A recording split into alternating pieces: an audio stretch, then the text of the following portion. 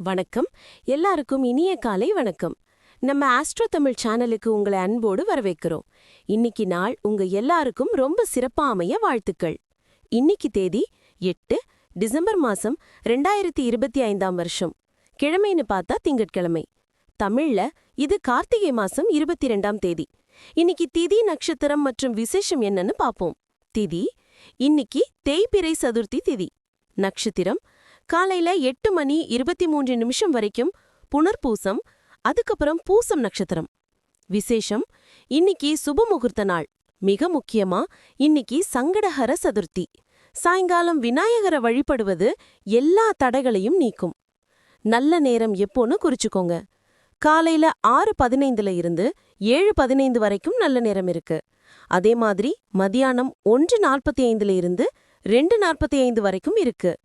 கவனமா இருக்க வேண்டிய நேரம் ராகுகாலம் காலையில 7:30 இருந்து 9 வரைக்கும்.